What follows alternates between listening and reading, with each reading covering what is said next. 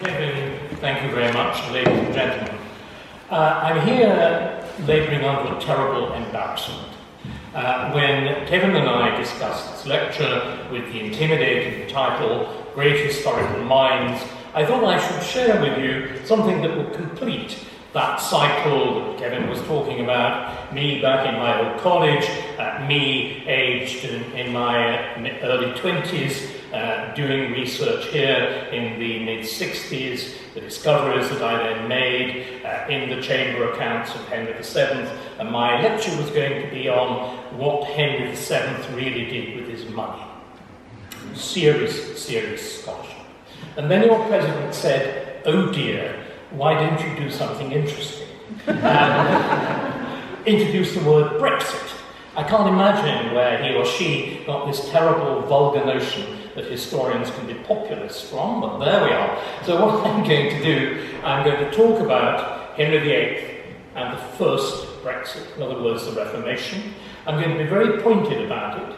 I'm going to be making repeated cross-century comparisons, which are comparisons. They're intended to illuminate. They are not exact parallels. I am not subscribing to Marxist doctrine about history, first as tragedy and then as farce. There were times under Theresa May when it looked very much like that. And I'm also going to be doing something else. I'm going to be making it really pointed to Cambridge, because I'm going to talk about the role of Cambridge in that first Brexit and compare it with the terrible limp-wristedness of the current Vice-Chancellor and the university's failure to grasp what I think is the present and the future, and the disaster that that can entail. So, let's actually begin. It's worth, I think, just highlighting why I think it's completely legitimate to refer to the Reformation as the first Brexit. We know, of course, now that under Henry VIII, the question of faith for the king himself barely enters into it. It is essentially jurisdictional. It is about the fact that England, in common with every other state, if that's the right word, of Western Europe, formed part of a supranational entity, the Roman Church, with its own separate head, with its own separate body of tradition, above all, with its own separate body of law, which in practice impacted much more on most people than state or criminal law. It's really important we understand this, which of course is why Henry has to get his divorce in through Rome. In other words, it really is rather like the fuss about the ECJ, about the European Court of Justice, and the whole question of the Court of Human Rights, which of course I do know is outside the EU, and which we still formally, whatever our Home Secretary thinks of it, do actually belong to, as we will no doubt be repeatedly reminded. So there's the jurisdictional question, and also, again, quite fashionably, and in line with the current situation, there was the question of money, there was the question of payments. So the two things are absolutely similar. I would argue, too, that the break with Rome is utterly central in the development of a doctrine of parliamentary sovereignty, that you cannot separate parliamentary sovereignty from national sovereignty, which again is an absolutely fundamental issue. And then finally, the sense of England, something we're going to have to learn to talk about, especially if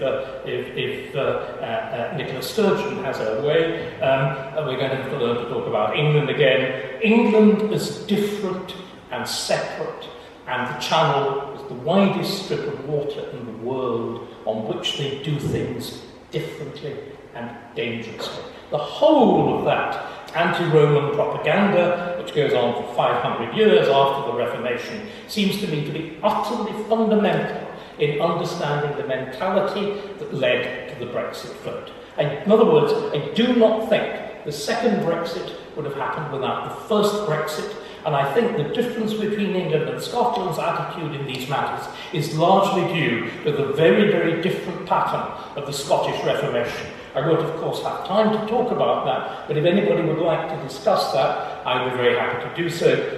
What Kevin alluded to mention in my neat little biography is the other thing that I've been very keen on doing are major historical exhibitions. I'm very interested in material culture, which is a fancy academic word for things, and the importance of things as historical evidence. And we're mounting an exhibition in the British Library this autumn on Elizabeth I and Mary, Queen of Scots, and the extraordinary different patterns of the two Reformations and their impact on politics you see emerging very clearly from that, from the portraits, from the artifacts, from the history itself. So that's by way of introduction.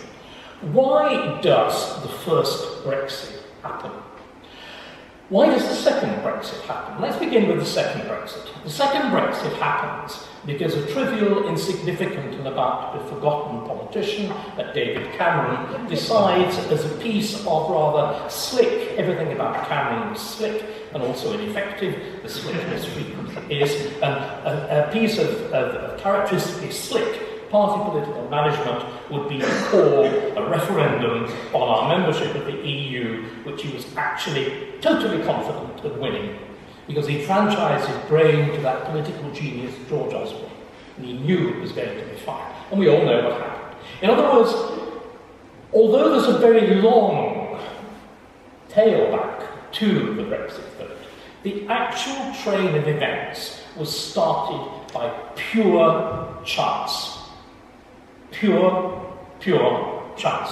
And chance and luck is something that we leave out, I think we leave out of history in a very dangerous way. I am a passionate believer in the importance of the individual circumstance, the extraordinary Quentin Skinner, who wasn't capable of using one syllable when he could find 20, referred to as the concatenation of circumstance. Events, as Macmillan put it. You can call it about concatenation of circumstance, or like Harold Macmillan, you can wipe your moustache and say, events, dear boy, and it's events. What is the equivalent? Because it is the equivalent under Henry.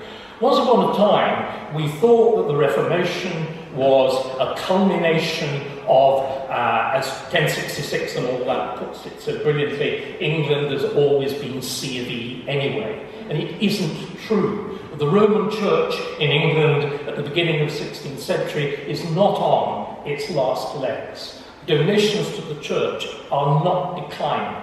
There is no evidence of a decline in the appetite for ordination or the recruitment of the clergy. It is not intellectually corrupt or fading. On the contrary, it is producing amongst the most distinguished clergy in Europe, men like products of this university, like John Fisher. Oxford also gets a look in with Collett and so on. The church is not dying. It's also, I think, extremely important that we understand that Henry VIII, like David Cameron, is the least likely revolutionary. Because what I'm essentially saying is the Reformation is a revolution. As my own teacher, Geoffrey Elton, always used to, of course, he focused on this absurd thing called the Tudor Revolution in government, where there isn't one, completely ignoring the transformation in religion. Of course, I was taught in the 1960s where we believed religion didn't matter. Can you imagine being taught in the 16th century on the assumption religion didn't much matter? There we are, the madness of times. Henry VIII, in other words, is and begins by education, the earlier stages of reign, and everything else, as the most conventional Roman Catholic. And it's really important we understand this. And I would argue that on the fundamentals of faith, Henry never changes. And Henry believes as powerfully in the real presence, in other words, the actual transubstantiation, at the end of his reign as he did at the beginning. We have the testimony of Gardiner that in his most private apartment he always has the reserved sacrament. It's actually there. However, if we look at the Reformation in the conventional European context, and this is something I'm very keen to do, the fact that I am a Eurosceptic does not mean in any way that I ignore the vast importance of our relations with Europe. It would be an absurdity. In fact, I would argue that before the reign of Henry VIII, we are, from the Norman conquest to Henry's reign, just another European country. The argument for exceptionalism really begins with Henry, however much the question of constitutional continuity, the words from Magna Carta to now, with an effectively unbroken constitution, unbroken parliamentary constitution, comes into play. But the Reformation has to be seen, of course, in a European context, and it has to be seen as essentially triggered in that deeply obscure place in eastern Germany, Wittenberg. Don't go there. I went there to film for you, and I assure you the quality of the food fully explains Luther's chronic bowel problems and constipation. It's quite disgusting. And it also raises the extraordinary question of how can something in a new university, the fact that Wittenberg now becomes dominant in Europe, it's a bit like making Hull city of culture, you know. It is something utterly preposterous and bizarre. How can events there have this virtually instant impact in England, in Italy, in Spain? How does it happen? Well, it does because this new university of Wittenberg had been equipped by the very strange figure of the Elector Frederick the Wise of Saxony, who is on the one hand Luther's great patron and protector, and also has the largest collection of military working relics in Europe, you know, this bizarre doubleness. And he was an astonishing man. The university is a vanity project, as so many universities are. Virtually all colleges are vanity projects, you know, of one sort or another, and Wittenberg was that. But he equips it in the most astonishingly modern way, because he gives it a university printing press, and he gives it a university artist, Lucas Cranach. And the two of them work together. And this is why Luther makes the impact. What he does is immediately put into print, and he is immediately painted, drawn, lithographed, woodcut. And in other words, also if you look, and it's fascinating, filming in Wittenberg with a very bright researcher who said, wouldn't it be a good idea, standing in Luther's pulpit, very extraordinary, wouldn't it be a good idea if you'd some of Luther's works? I said, yes, don't they weigh a ton? He said, no, I've got them in my rucksack. He's done these brilliant facsimiles.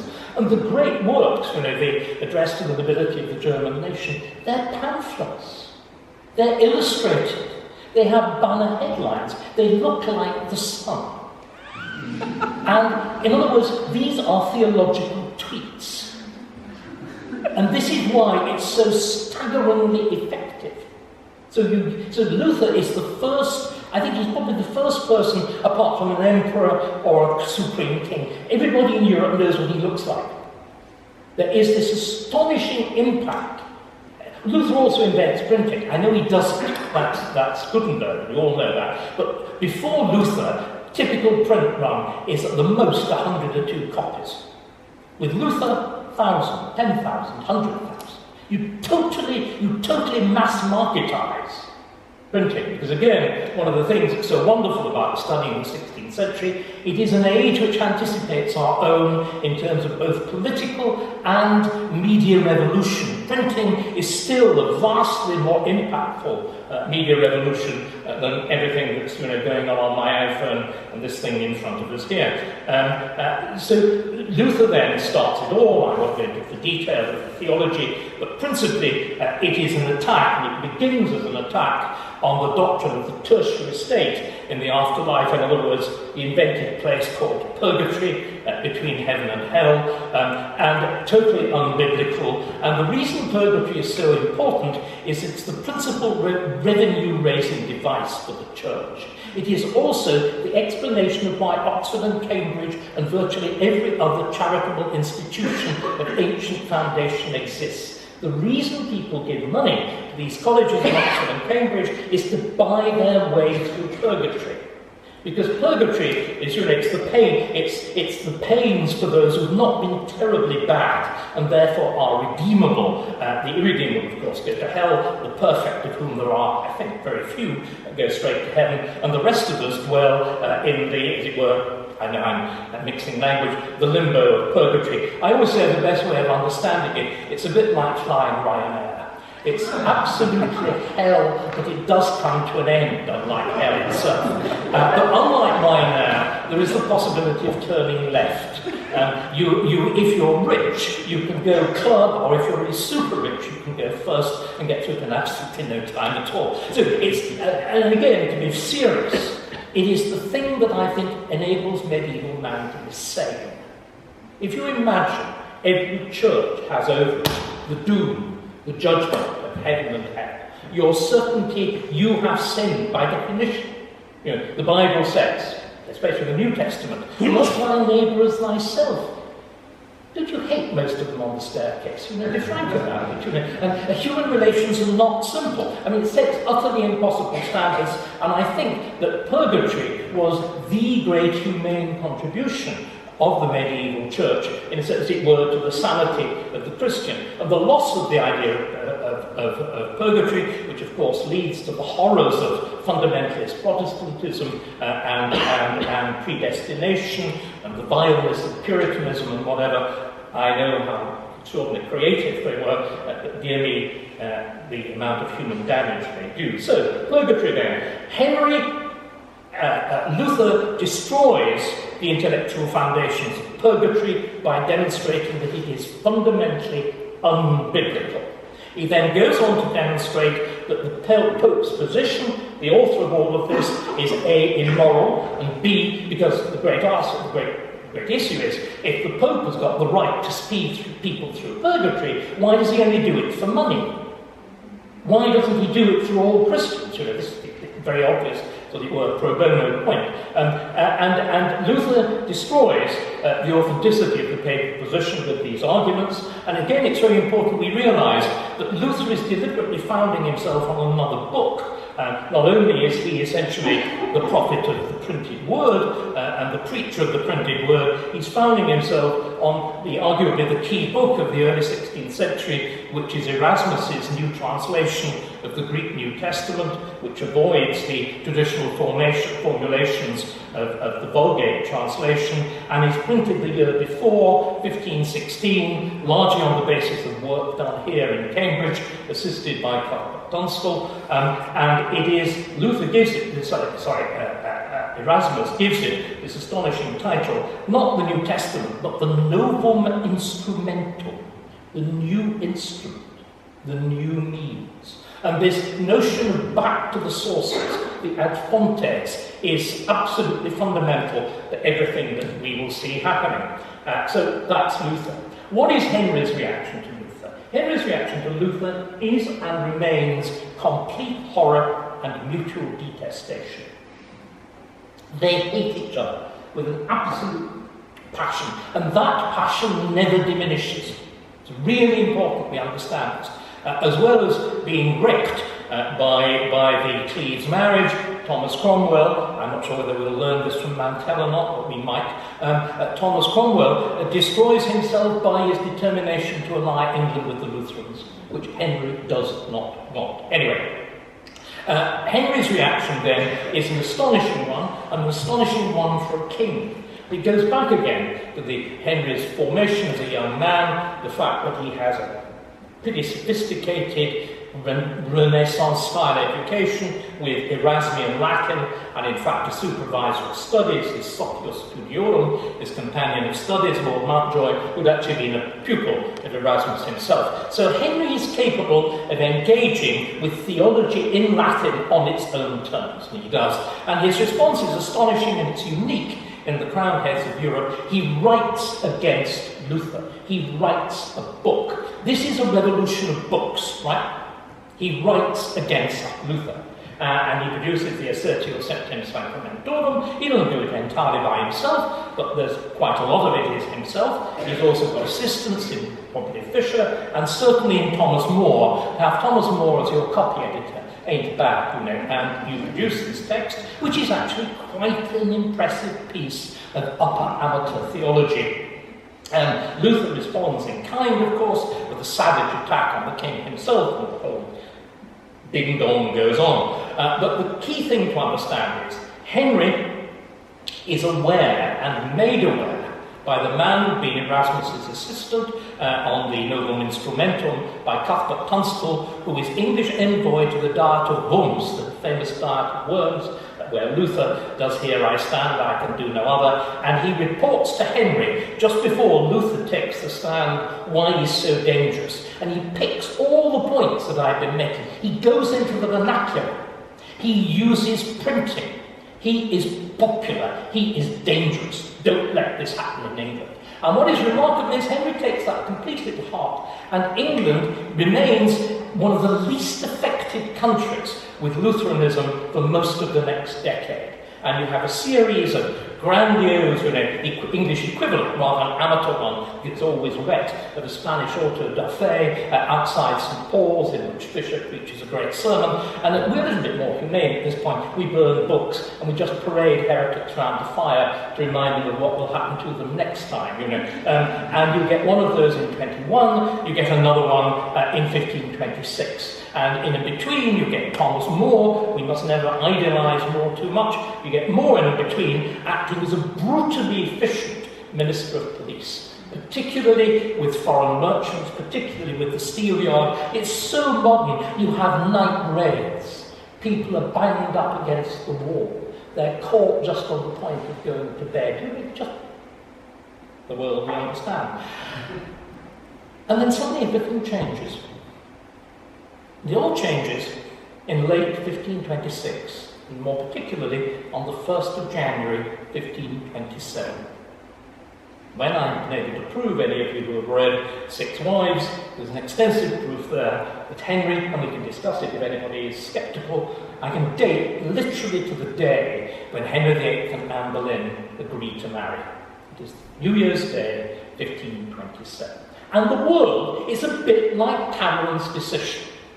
The world turns on a pin at this point. The persecutor becomes the persecuted. As I said, the world, well, indeed, the world turned on a pin's head with the last general election. These moments really do happen, and that is one of them. And at that point, Wolsey is, I think, taken genuinely by surprise. Henry and Anne decide to do this. Henry begins to act on his own. Again, it's so modern, isn't it? Henry tries to present the case to Rome that he's acting out of agony of conscience, that he's desperate to prove that his marriage to his former sister-in-law, Catherine of Aragon, is legally valid. Actually, he's already promised to marry Anne before Henry is like a drunk at the bar. He always lines up the next wife, before he's quite finished with the current one. And that's exactly what he does with Anne.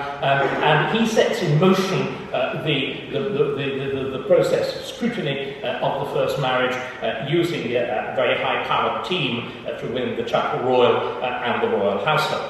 It's then inevitably taken over by Wolsey. And it's very, very remarkable, isn't it, how very similar the next 2 years are to the period of Theresa May's premiership. That is to say, the man who takes over the suit for for Catherine being divorced from Henry and the Pope's permission for Henry to marry Anne is somebody who wanted neither to happen. He did not want England to break with Rome, he did not want England to have a confrontation with the Roman Church, and he certainly did not want Henry married to Anne Boleyn, who had a personal hatred for him, which is fully and abundantly documented. And for the next 2 years, England behaves remarkably as it did when Ollie Norris, when Ollie Robbins was our negotiator. We negotiate with Rome on Rome's terms. It's striking that both Theresa May and Wolsey have a fondness for bright red and large beads, and the way in which negotiations is conducted is exactly the same, and with exactly the same outcome of national humiliation. And Henry's very personal humiliation in the summer of 1529, with the Roman trial of his marriage, with Cardinal Campeggio presiding and Wolsey assisting in what was really the Parliament chamber at the Monastery of Blackfriars, which at this point is actually starting to replace Westminster as the effective centre of national government. Very briefly, it doesn't last. What does Henry do now? Two things I think it's really important we understand. Throughout this period, as Thomas More, of course, who replaces Wolsey as Chancellor, insists, the persecution of heretics continues. Henry does not relax in any way his disapproval of heresy, particularly challenges to purgatory, to even to papal authority, particularly to the nature of the sacrament and so on. So, if you like, the persecution divorce. Why does he think he will get his divorce? Because Rome owes him. I mean, after all, he's written the attack on Luther, the Assertio Septem Sacramentorum. He's got the equivalent title to the most Catholic king of Spain, the most Christian king of France.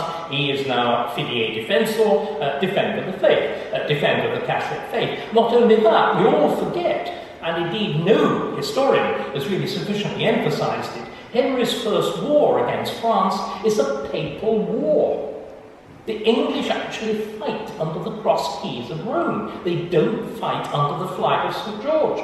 They use the royal standard, but it's primarily a papal war fought. You'll never believe it, because Louis XII of France had got divorced.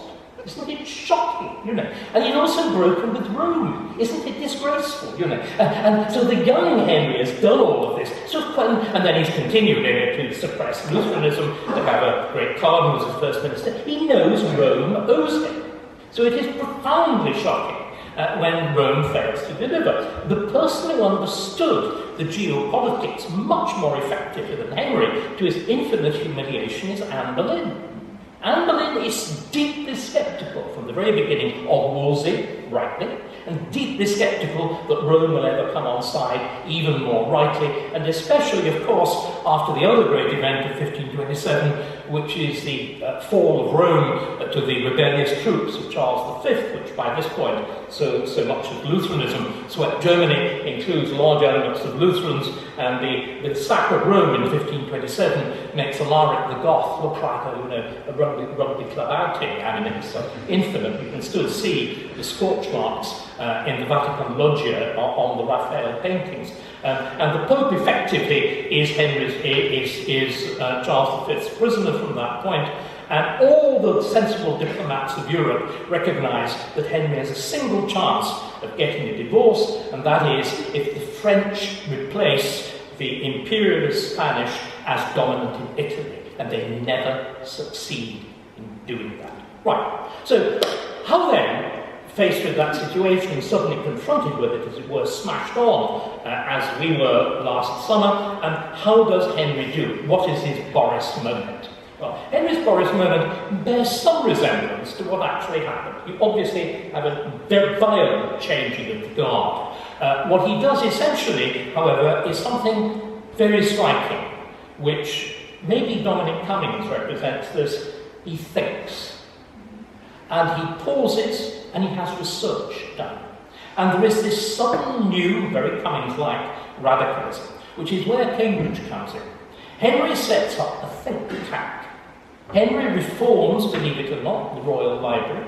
The Royal Library, up to this point, is very much like the library at Windsor now. I'm sure many of you have been invited to dinner. There are gentlemen here in bow ties invited to dinner at Windsor, and you will know that the standard form of entertainment is to coo over a few books afterwards in the library, which manifestly have never been read in their lives. And the medieval Royal Library is exactly that. It's beautiful books that nobody touches. Also an illuminated manuscript. It's a superior version of the Sunday Times colour supplement. You know, it's people who look at books, don't read books, right? And Henry transforms the Royal Library into a reading library. Heavy history, heavy theology, heavy canon law, and it's arranged, alphabetically. The books are given catalogue numbers in Arabic numbers, absolutely cutting-edge stuff. You have special titles with lists of internal contents written under horn on the spine, so that you can actually do instant identification. You compile the equivalent of a card index, the thing that's called the Collectanea Satis Copiosa, and it's Cambridge men who preside over this process. It is particularly Edward Fox, who is both the Royal Almoner and he is the Provost of Kings, and it is this obscure don called Thomas Cranmer at this rather new, deplorable college, the sort of Fitzwilliam of its day, which is Jesus, you know. And everybody's new at some point, you know. This is the thing one has to remember. And what that does, that uses, now this is what is so interesting, it uses either the actual or a parody of the techniques of Erasmus to prove that Henry's marriage to his sister-in-law, his marriage to the widow of his brother Arthur, is against both divine and natural law, and also to prove that the Pope had no right to try the case anyway, because there is no reference to popes in the Bible, and there really isn't, but there are a hell of a lot of references to kings, and you come up with this whole Caesaro-papism, and you use a great deal, some very, very dubious research, lots of research is dubious, as we all know, actually to prove that England had always really been independent of Rome, and you use unimpeachable historical sources like mannerism or Dartha to prove these facts, which is higher nonsense. But it sort of does, and it persuades Henry, and you can use it as a kind of mine for propaganda and so on. At the same time, very much like David Norris's speech a few days ago, effectively addressed to the EU and Michael Barnier, there's immense hardening. There's a clarity that comes in about what you want to do. There's also, of course, a dramatic shift of foreign policy, and here again it's very interesting. Henry understands, as we may have to do too, that the only way that you can deal with Europe, in other words the Catholic Church, is if you split it. And he enters into an extraordinarily close working alliance with France. The Reformation depends essentially on getting France to protect England's back. And how do you do that? You do it by sacrificing the entire gains of all the financial efforts of Henry VII, most of which have been lent in loans to the Habsburgs, which after the capture of Francis I at the Battle of Pavia are then transferred to France, and you get this enormous French debt to England, which when Wolsey comes back in 1527, he says we'll never need a parliament again, so much money is due from this, and Henry writes the lot off to get Francis I backing against Rome. It's as simple as that, and in favour of the marriage. And at the same time, it's also immensely modern. Why does it take... Well, it takes a bit of time to square the French, in fact, until 1532. But why does it take so long to get the legislation through Parliament? Parliament summoned in 1529. The key legislation does not go through and begin to go through until 1533. Can I tell you why? It's a bit like Theresa May. Henry couldn't get it through. The notion that Elton advanced, that it took the genius of Cromwell, like the genius of Cummings, to realise that you had to use the parliamentary statute to carry through the Reformation, the break with Rome, the marriage, the alteration of the succession, is hokum. The week that the Reformation Parliament is summoned, Catherine of Aragon actually writes to the Queen saying, this is terribly dangerous, they're going to pass all the necessary statutes. The reason they don't do it is because Henry can't get them through Parliament. And then you do exactly what Boris started to do very effectively in the latter part of last year. You then begin a process of circumventing, bullying, bribing, arm twisting, head cutting, and whatever, until you... Because remember, Parliament, this absurd notion that Parliament is just there as a brake on government. The tradition of the English Parliament is it is part of the government machine. It is managed by the government. This is what revisionism is all about. The traditional parliamentary history sees it simply as opposition. We really do need to understand, mostly, Parliament is the Parliament, not of Simon de Montfort, but the Parliament of Edward I. It's part of actually the machinery of government. And finally, you manage, with the help of Cummings and Cromwell, to get all of this stuff through Parliament, and it's carried out, the necessary legislation is carried out at the beginning of 1533, by which point, of course, it really is shutting the stable door as Anne is already pregnant, so it becomes unbelievably urgent. You get all this through. And the key piece of legislation is the Act in Restraint of Appeals, which announces in these staggering terms what? It announces that this land of England is an empire, sufficient to itself to render justice to everybody, with no appellation or prorogation or appeal to any foreign potentate, prince or power. National sovereignty. National parliamentary sovereignty. And that goes through, and the whole machinery then goes through. And it's really at this point, of course, More has resigned the chancellorship, Fisher is about to go to jail, the actual persecution of the formal persecutors is about to begin, and all of these developments, I think, express themselves most dramatically in the trial of More in 1535, of course on charges of denying the king's supremacy and denying the Boleyn succession, whereas in fact he just remained silent when the oaths were tendered to him, and there is the famous business of Richard Rich lying to become Attorney General of Wales, hence that marvellous moment in A Man for All Seasons, for Wales, Richard, for Wales, there we are. But More is convicted, and at that point he throws off the disguise, and this is this extraordinary exchange. We think it's real, but it's only reported by More's son-in-law, it's only reported by Roper in the life of More, but it seems to be real. There are other echoes, other evidence that echo it and suggest it really is real. More, as the sentence is about to be pronounced, reminds Lord Chancellor Audley, who is presiding, that the custom is when somebody's about to be sentenced, they're given the right to what is technically called traverse the verdict, which is to explain why the conviction should not stand. And what More does is this, the whole, as it were, Eurosceptic, Europhile debate becomes apparent at this point. More says to the court, the statute under which I've been convicted, which declares the king to be head of the church and requires oaths to be sworn to this, is illegal. Then he explains why. The English Parliament, he says, think of the Single European Act, think of the accession to the Treaty of Rome. The English Parliament, he says, is a mere domestic assembly. It is a parish council.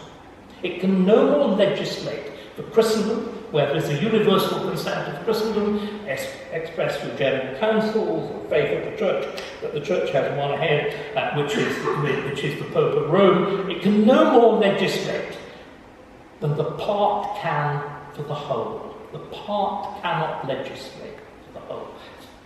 It is exactly the legal position that our Parliament found itself in before Brexit. And More spells this out very clearly. The court is completely, doesn't know what to do with it. There's a great deal of chuntering round. Rome is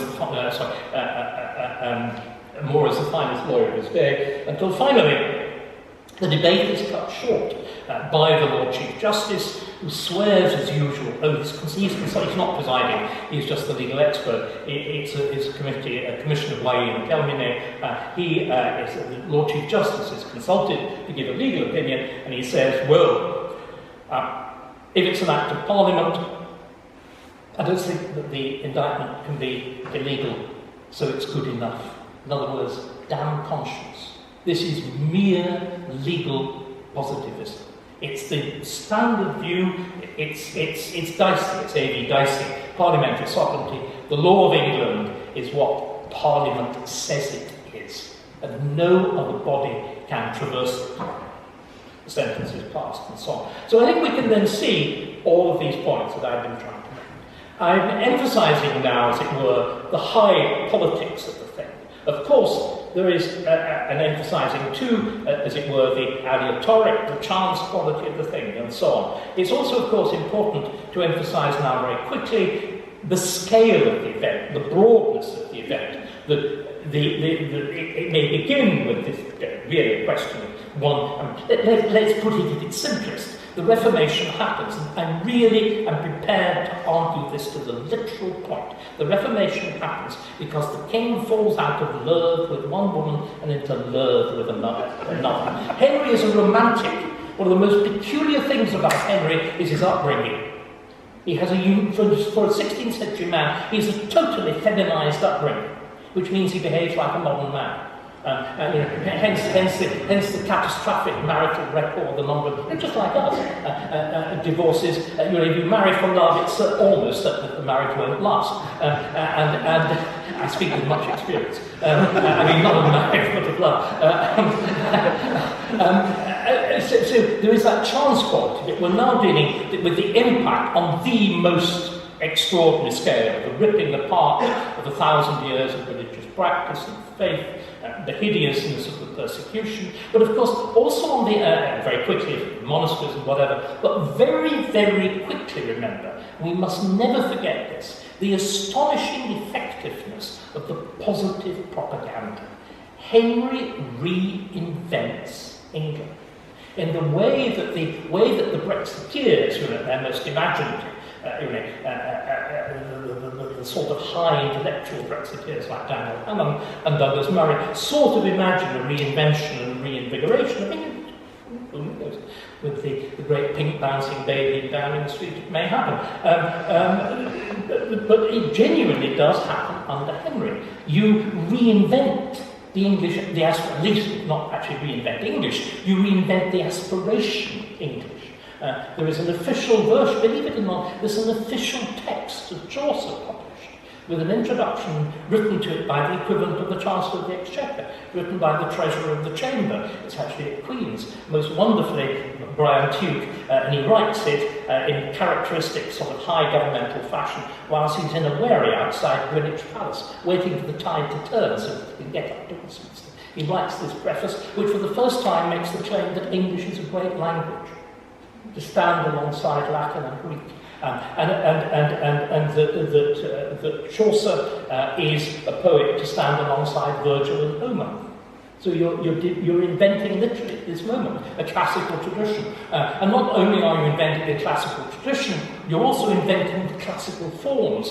What we think of as the Elizabethan transformations in English, the sonnet, the blank verse, these are all the creations of the reign of Henry VIII in the hands of Wyatt, and particularly of the Earl of Surrey, the renegade aristocrat, extraordinary, complex, ambiguous figure, but he both, Surrey really gets, Wyatt really gets the sonnet going, and Surrey polishes the metre and turns it into this, instrument of sublime elegance and concision. And he also pioneers blank verse, but again, political. Poetry is political in this period. Poetry is the natural means of political utterance of the upper class.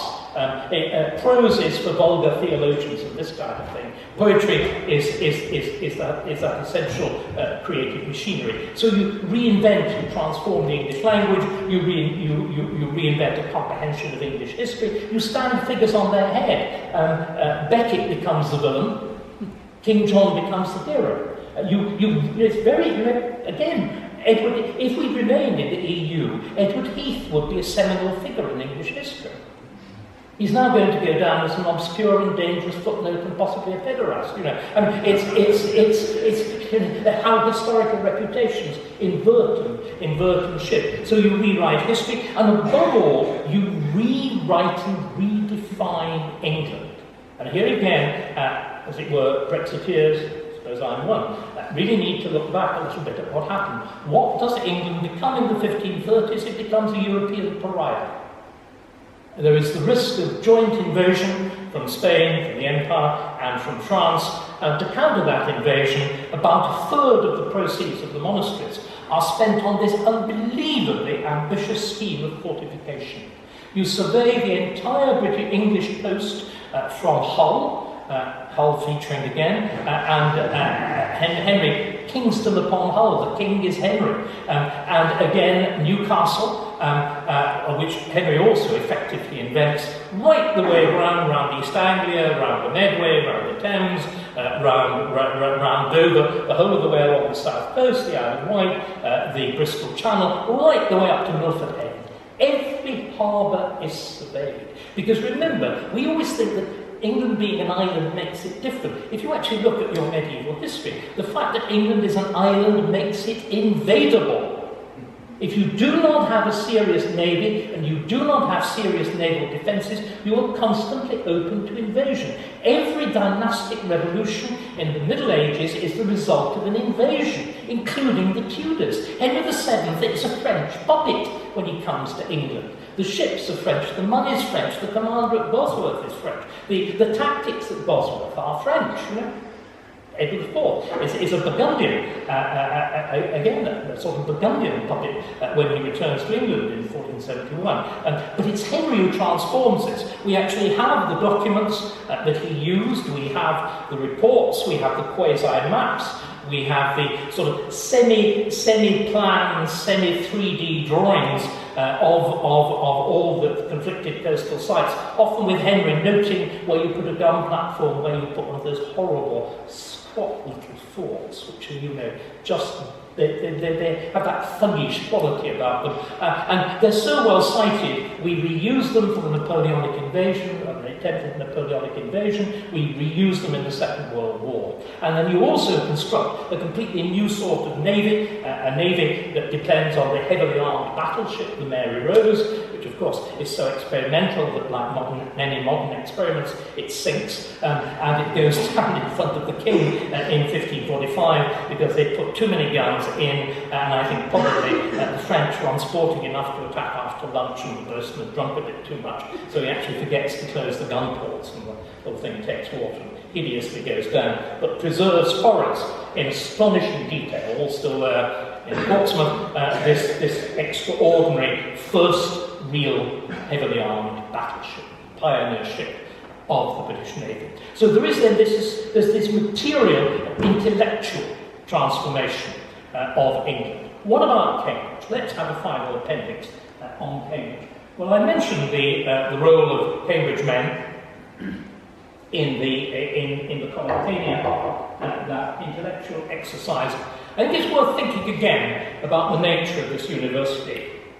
When I found myself 3 vice-chancellors ago at the right hand of God with Alison Richard and with Stephen Hawking at the 800th anniversary celebrations in, I think it was particularly San Francisco, we absolutely magnificent, everything going on, and I decided that shock tactics were very useful. So as everybody was saying, oh, 800, it's absolutely wonderful. I said, well, no, actually it's not.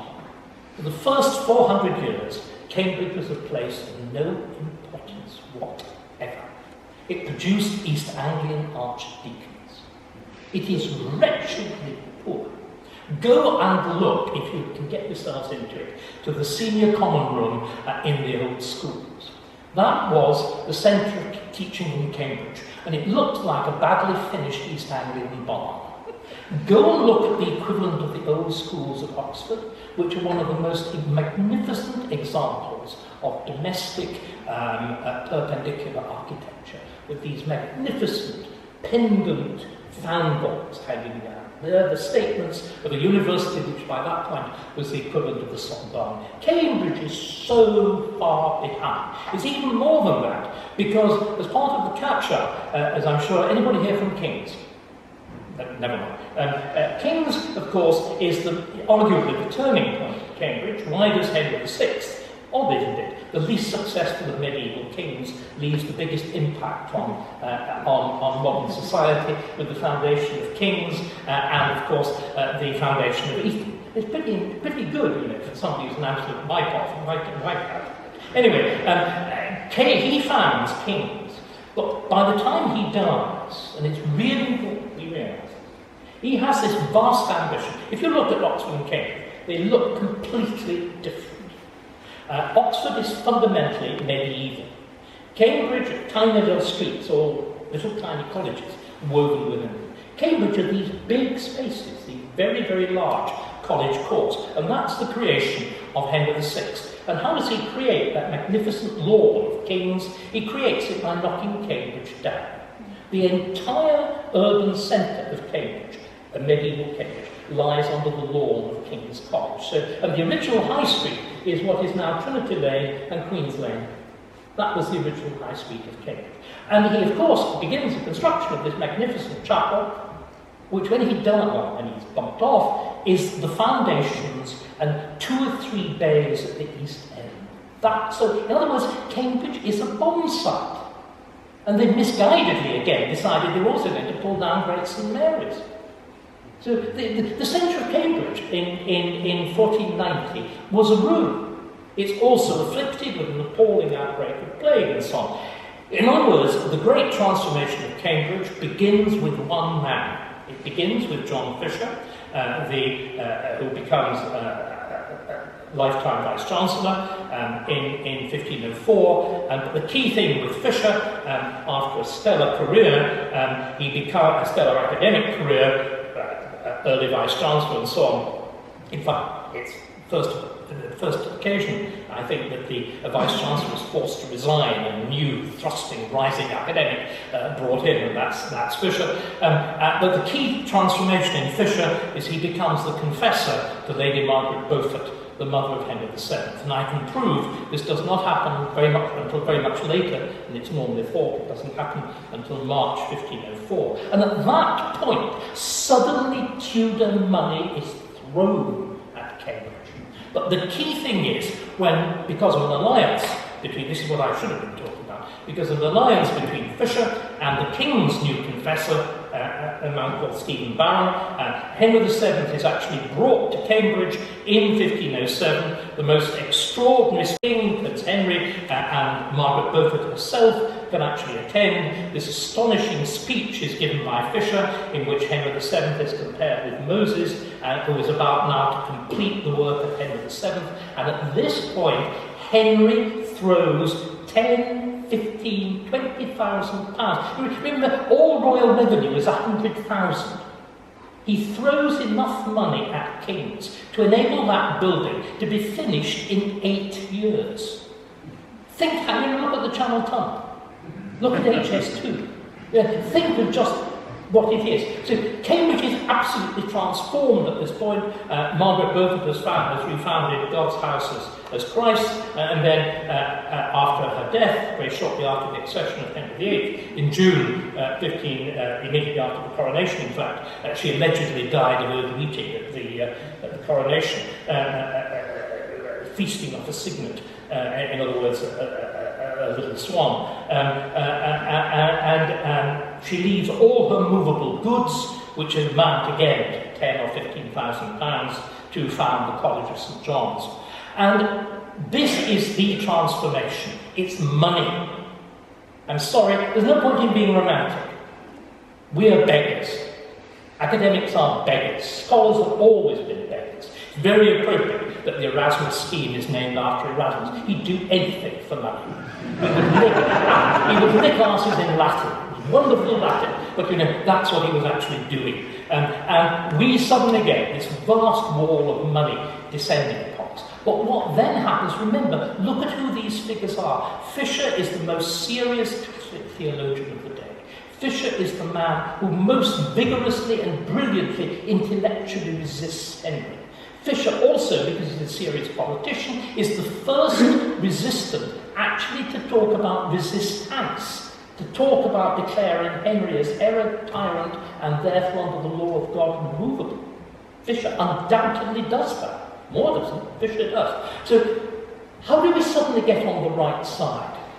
Well, we get on the right side because of Fox, because of Cranmer, because even the people who later on become serious Catholic persecutors themselves, like Stephen Gardiner. Of course, they're all Cambridge men. Stephen Gardiner is the master of Trinity Hall, becomes Royal Secretary, and the real key minister for much of the period after Wolsey's fall, and so on. All of these men become the King's men. Cambridge actually calls itself the King's University. Cambridge goes for the Reformation as Oxford lingers, hesitates, and swings to Mary. Cambridge goes Brexit. And we're really so unlike the present. And what's really, really striking is the way in which these new foundations shift. John's becomes the centre of a new Aristotelian radicalism. Because remember, the Reformation is also a war between two philosophical positions. More and Fisher are essentially Platonists. They are believers in universals. Instead, the Reformation is Paduan Aristotelianism, the emphasis on the specific and the local. The idea, and it's one that's being played with again in many forms of modern Catholicism. One of the striking things, so many of the leading Brexiteers are Roman Catholic. Why? Because they're applying a form of Aristotelian doctrine which says, as some of Henry's propagandists do, it's God will that you were born an Englishman. In other words, as it were, your nationality is not an accident.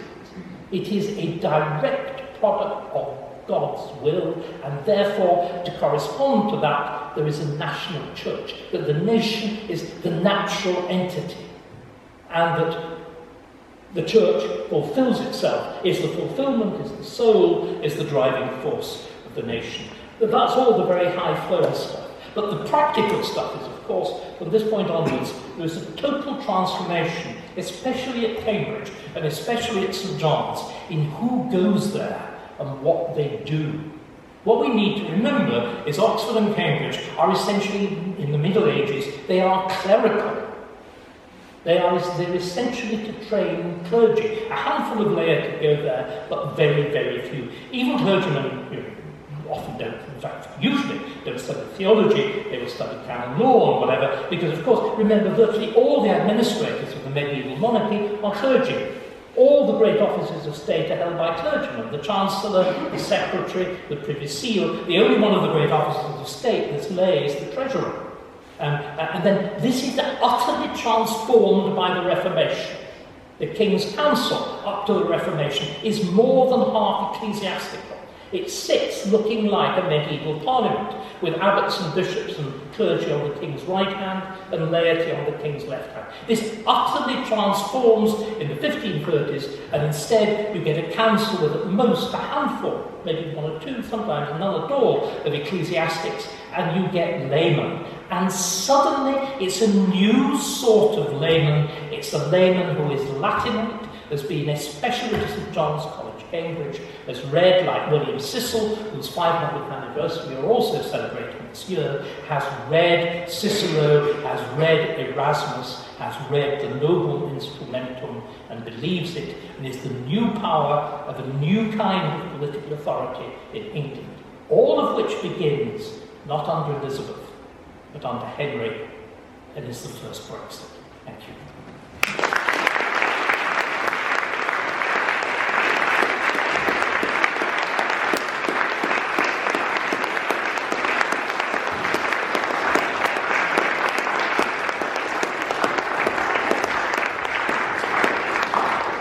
I think we're going to have questions. We're going to have questions. Can the lights come up a bit, or will it interfere with your filming? It's just that I can see. I don't think the light guy's here. You've got a career in the civil service. Right.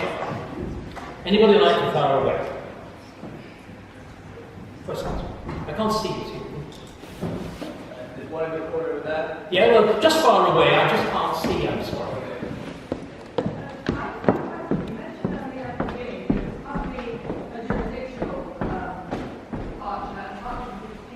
Could you stand and I can actually see you? Thank you. I'm sorry, yes, thank you. You said at the beginning that most of the main reasons for the was to do with the jurisdictional part. There also was also the question of payment. Could you elaborate a bit more? Sorry, with the competency, I just couldn't hear the last bit of the sentence, yeah. I begin jurisdiction, yes, and then you said... It's also to do with payments. You said that was payment, yes. Well, England makes, just as our contribution to the EU, we made two sorts of contributions to Rome. We made what's called Peter's Pence, which is a general tax, and much more seriously, the King and the Pope agreed in pillaging the church, and all new church appointments involved huge payments, often to the King and invariably to the Pope. So, for example, when Cranmer, is appointed, and everybody tells the Pope, don't be a fool and appoint him. But when he's appointed Archbishop of Canterbury, the King speeds, I think nearly £1,000 to deal with the fees, to deal with what are called first fruits and all the rest of it, to Rome to get his appointment speeded through. There was a complete market in this kind of thing. I mentioned Tunstall now. When he's appointed as a very young man, very shortly after he comes back from the Diet of Worms, when he's appointed to what I suppose would be the third see in terms of political importance in the English Church, when he's appointed Bishop of London, he's got an elderly friend. I often wonder what the relations with the elderly friend were. A man called Christopher Erswick, who is devoted to him, who is an immensely rich cleric and is the Dean of Hackney, which in those days was a very smart scholar indeed.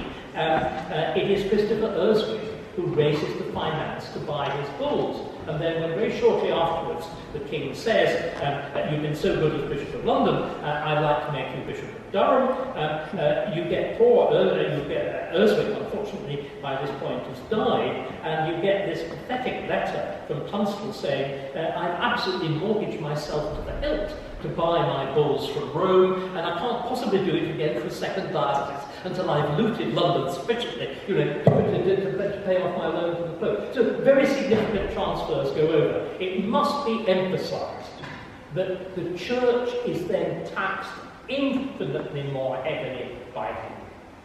The whole of this machinery is then turned round and directed at the king, and one of the revenue courts that Henry creates is the Court of First Fruits and Pence, which imposes the tax of a complete year's revenue on every newly appointed bishop, whilst abbots still exist, dean and so on. And it becomes a very important source of royal revenue. You greatly increase clerical taxation, and of course you have the complete confiscation of the monasteries, and you also have these series of what I suppose are really Gordon Brown raiding pensions, raids on the church, like the enormous fine of 100,000 which is imposed on the church in 1531 to punish it for allowing Wolsey to be papal legate a latere, which is of course outrageous, as Henry had done everything to persuade the Pope to make Wolsey legate a latere, but in theory you would breach the medieval statutes of the medieval statutes which forbid the importation of papal bulls. Because remember, tensions between monarchs and the Pope are absolutely nothing new under Henry. It's the fact that they go to this extraordinary crisis which is new, not the fact that there were tensions. Okay? Is that clear? Yes. Anyone else? Gosh, I can't stand you into silence.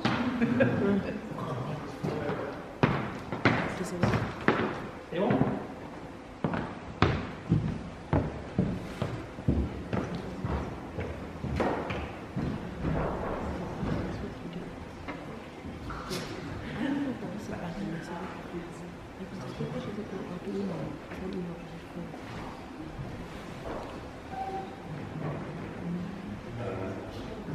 It's very strange waiting for a voice from the gloom. Yes. Thank you for your talk.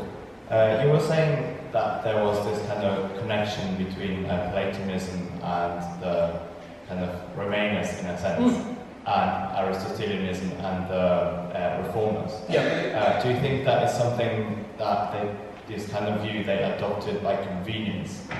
Oh, I'm sure. Yes. But I mean, equally, Thomas More, More in and particularly More is a convinced Platonist. And the Utopia is a direct reflection of Plato's Republic. I mean, that's what it is. And the patterns of thought are characteristic of the tonic.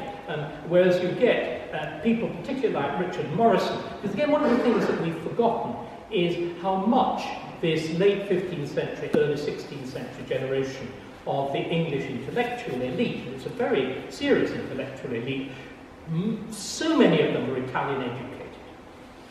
It's really remarkable. The number of them have been to Ferrara, particularly to Padua, and often high, well, almost always, higher degrees. Again, there's a whole school of Englishmen in Venice, which is Padua, of course, the University of Venice, just up the Brenta Canal, at the back of Venice, and the hinterland of Venice, and there are groups of them in Venice, in Padua. They gather round the household of Reginald Poole, the king's cousin, people like my collateral ancestor Thomas Starkey, and they're all, Richard Morrison, they're all playing with these ideas. Morrison is the most interesting example.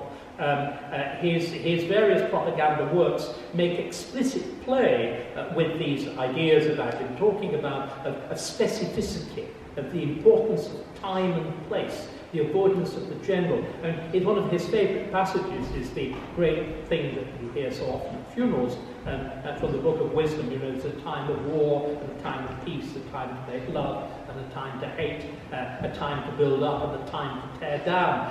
And it's this sense of the immediate, the particular, which of course is very characteristically English. This emphasis on the inductive nature of Aristotelian thought. It seems to me to be a significant moment. That doesn't mean Platonism disappears. It becomes extraordinarily important again at moments of the 17th century, particularly the Oxford Platonists and whatever. But I think if you read those texts, particularly as I said, Morrison and to an extent Starkey, you're struck by two things. You're struck by this, particularly the Aristotelian quality. You're also struck by their historicity. They argue from history. Starkey, in his dialogue between Poole and Lutset, argues, as it were, for the nature of England to be understood, just as I would, in terms of its constitutional history. And he gives you pocket constitutional history. Of course, he does it as I do, as we all do. History is an instrument. It's turned to the ends and purposes that you want. But it's still a very, very remarkable way of addressing the question, which isn't sort of grand theoretical. It builds it up from a series of historical examples. It's, as I said, profoundly inductive. So, even if, am I audible? Yeah, even if one accepts that Henry's actions in the 1520s, 30s were largely motivated by his affection for Anne Boleyn. Lust for Anne Boleyn. And also that he agreed with Rome on many doctrinal issues, saints, sacraments, purgatory, and so on. Is it not the case that ecclesiology is a branch of theology, and that he was genuinely convinced, perhaps after Cranmer's researches, that he was called to govern his kingdom in spiritual matters as well as temporal ones? Absolutely. I would agree completely. I didn't go into that because clearly I just tried to make the big case, but you're absolutely right. The thing we should be teaching is that the Henrician Reformation, as I said, it's essentially jurisdiction. It's about making the king head of the church, supreme head of the church. And again, our problem is when we call it jurisdictional, we tend to think of it just meaning political or formulaic. You're absolutely right. Henry does not think of it like that. He thinks of this as grounded in Scripture. He thinks of it as a distinctive theological position which equips him uniquely to act as national mediator between God and man.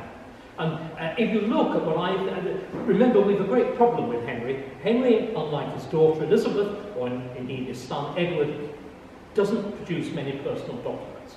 There's no equivalent of Edward's journal. With Elizabeth, it's even more remarkable. Elizabeth actually writes her own speeches. And if you can read her handwriting, corrects them. She also writes reflective verse. She actually puts down on paper what she really thinks about Mary, Queen of Scots, and pretty unrepeatable it is too. Henry doesn't do that. But what you have instead, and this again is the throwback to the point that I was making about Luther, the kind of mixed media. Henry's reign is very important because we don't have a Lucas Cranach, we have a Hans Holbein. But the peculiar feature of most early 16th century art, just as it was in Luther's pamphlets, is you combine word and image. And if we look what I think are the key texts in all of this, and they're word-image texts. And I would like to, taking up that gentleman's point and illustrating it, I would like to put two before you to illustrate the point he made and the point that I'm now reinforcing. The first is the great Holbein portrait of Henry, which of course is often called the family of Henry VIII. It's the origin of this, you know. That was the only moment I remember from Geopolitics lectures.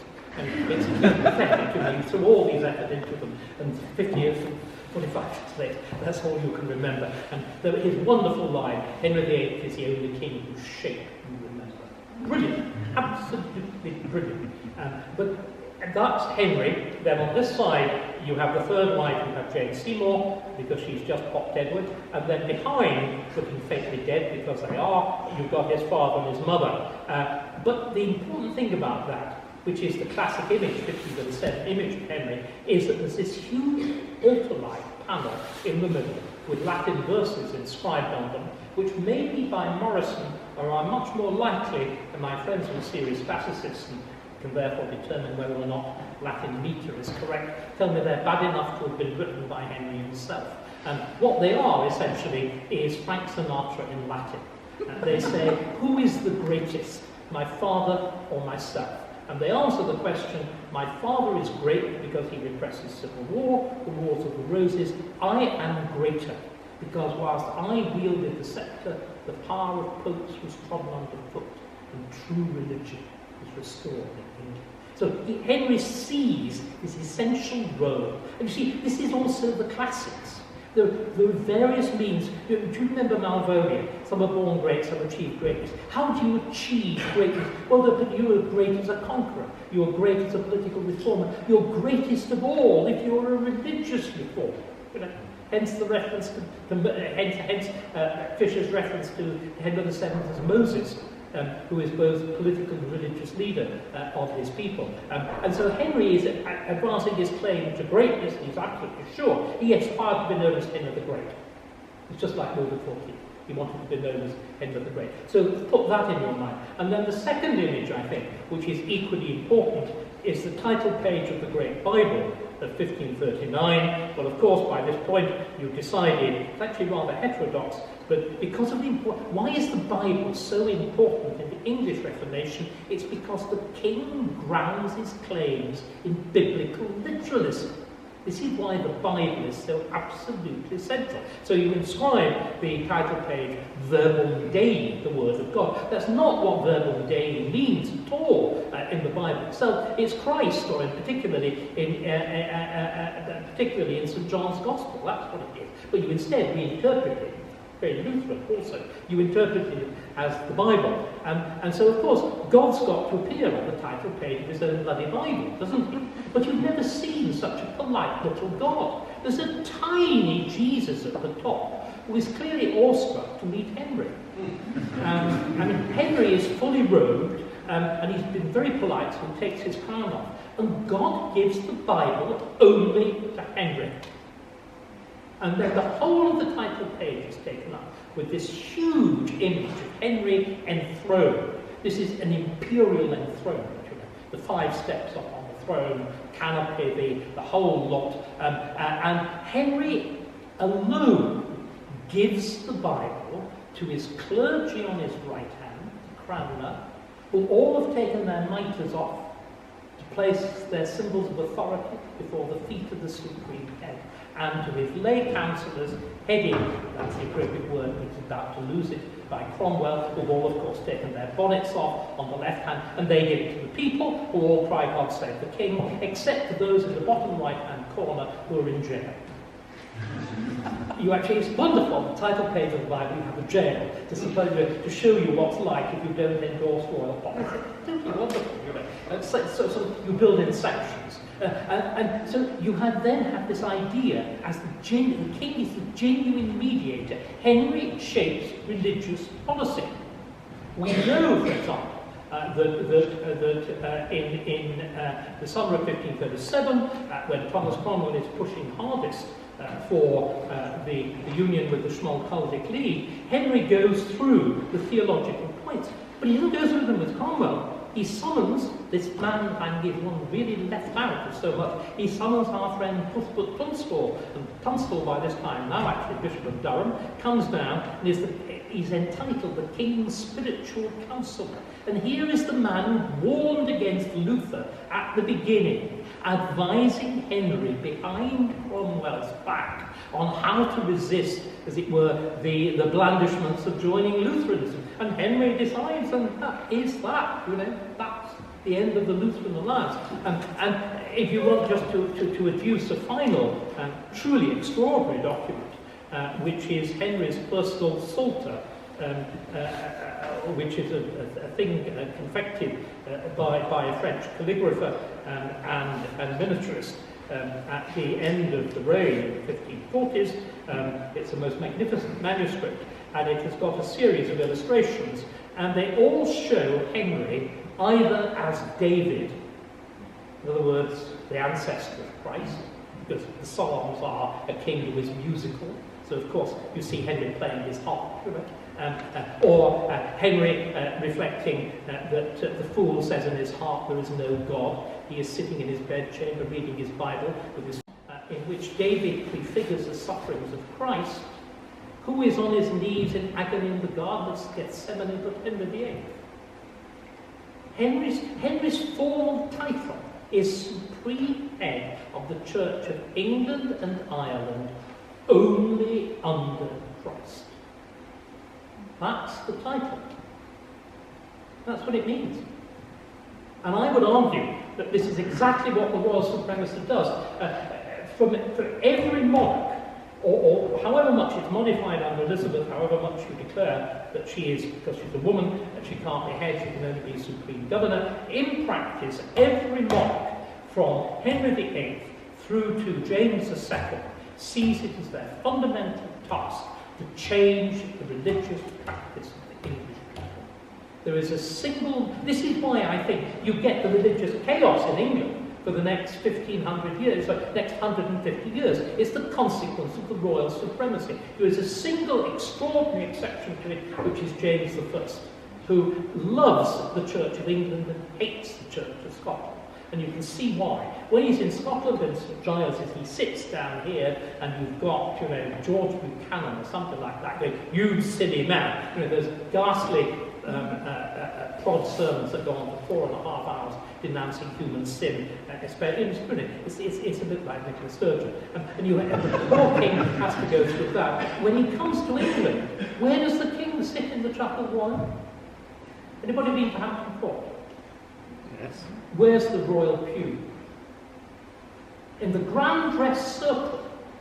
The preacher is down here, the king is sitting up here, enthroned, swag, gold, gilt, whatever. The only bit of the chapel that's heated, turkey carpets, thrones, kneeling secretaries at his feet, and the preacher is down here going, "Gimme, sir, gimme."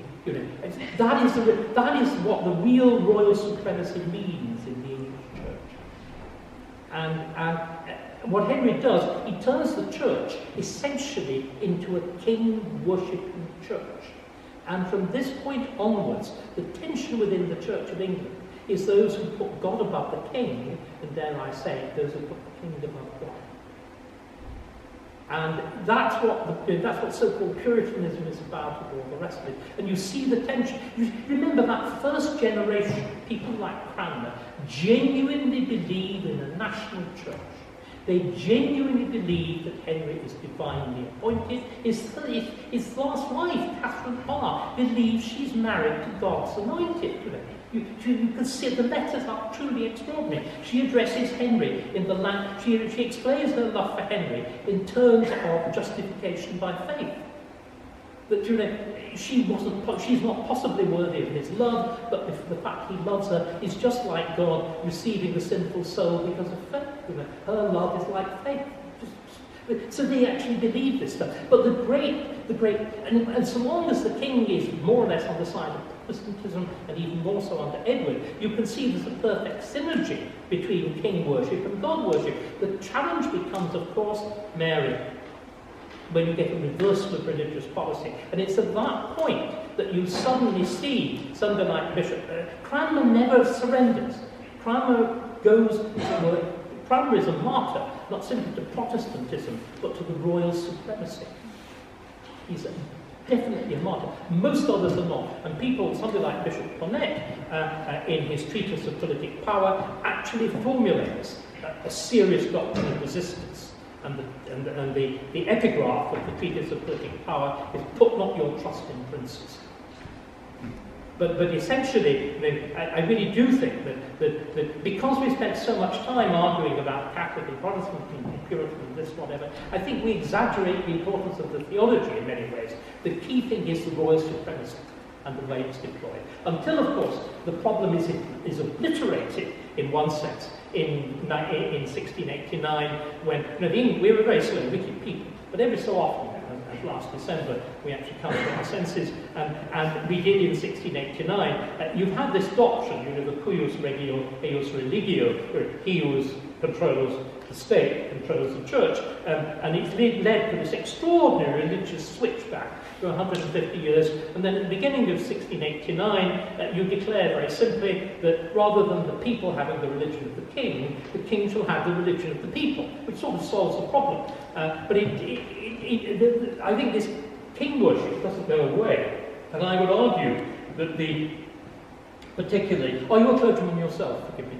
No, but the Church of England under Cosmo Gordon-Lang in the 1920s reintroduces full-blown king-emperor worship.